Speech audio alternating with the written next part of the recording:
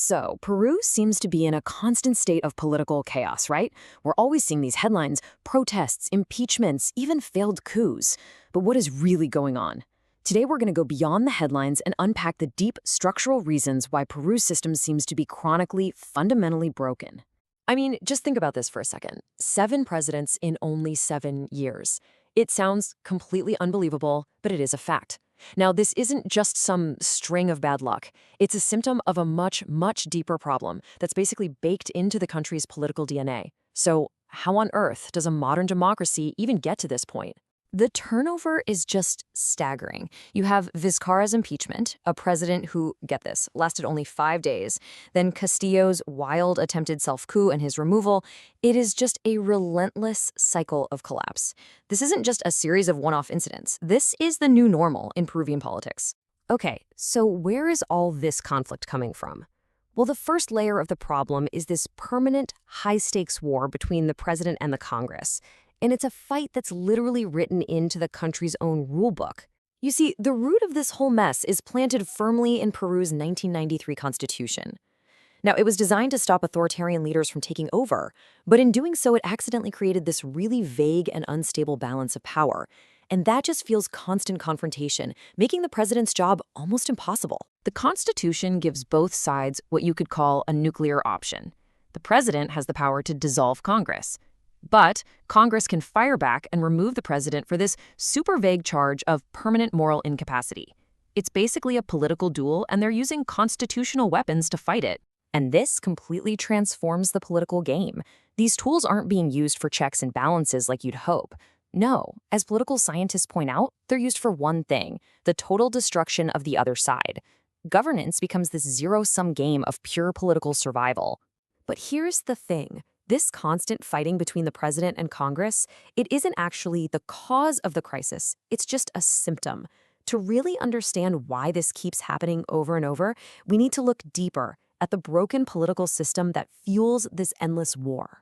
You know, it's really easy to just blame the individual leaders, right? To point fingers at someone like Castillo or the heads of Congress. But what if they aren't the real source of the problem? What if they're just a product of it? Because the real issue is the system itself. Peru has what some experts call a democracy without parties. The entire political structure is so weak and so fragmented that it's practically designed to produce instability, conflict, and leaders who don't have a real mandate to govern. 43? Just let that number sink in. That's how many political parties are officially registered to run in the 2026 elections. And let me tell you, that's not a sign of a healthy, vibrant democracy. It's a sign of extreme fragmentation, where the entire political landscape has been shattered into tiny, powerless pieces. And here's the real paradox. You've got 43 parties running around, but a mind-blowing 63% of Peruvians say they feel no sympathy for any of them. The so-called major parties, they barely even register. It shows this huge, huge disconnect between the political class and the very citizens they're supposed to represent. So what happens when you have this massive disconnect? You get extreme political volatility. There are no stable loyalties. Voters might back one party in an election and then swing to a completely different anti-system outsider in the very next one. It makes governing, heck, even just predicting outcomes, nearly impossible. So, why is there so much of this volatility? To get to the real heart of the crisis, we have to look at the strange, almost bizarre nature of Peru's political parties themselves. This whole phenomenon actually has a name.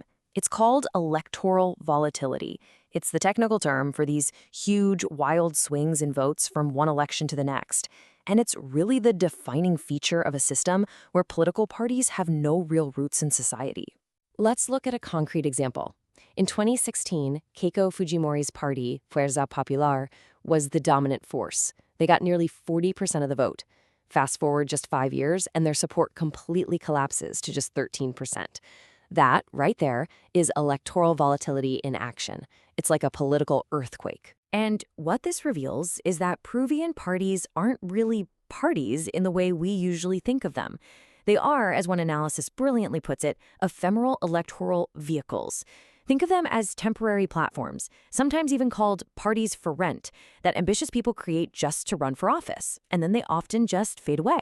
So this all leads to a diagnosis called democratic hollowing. Now, unlike a classic breakdown where a strongman seizes power in a coup, Peru's democracy is dying from the exact opposite, a dilution of power. The system is so fragmented and weak that its institutions become these empty shells, totally unable to govern, which creates a vacuum that just leads to more chaos. All right, so with this hollowed-out democracy, where does Peru go from here? Well, all eyes are on the upcoming 2026 election, which is shaping up to be a really critical and, frankly, a potentially dangerous moment for the country. All of these factors we've been talking about, the dozens of parties, the voter apathy, the constitutional conflict, they're all creating a perfect storm. The 2026 election is now on track to be the most chaotic and unpredictable one yet. Get this, 8%. With so many candidates slicing up the vote, some projections suggest a candidate could make it to the final presidential runoff with as little as 8% of the vote. Just think about that. A president could be elected without the support of 92% of the country. I mean, what does that even do to the idea of democratic legitimacy? Are there any solutions? Well, yes, but they're the long-term, really difficult kind. Experts point to these deep structural reforms. You have to strengthen the parties, fix the Constitution, tackle corruption, and somehow foster a national dialogue. But these are huge, huge undertakings in a country that's basically paralyzed by infighting. And that leaves us with this final, really critical question. You see, a democracy isn't just about having a constitution. It's about being able to actually live in it. And when the very framework of your government is designed to divide rather than unite, can democracy really survive? For Peru, that remains a very open and very urgent question.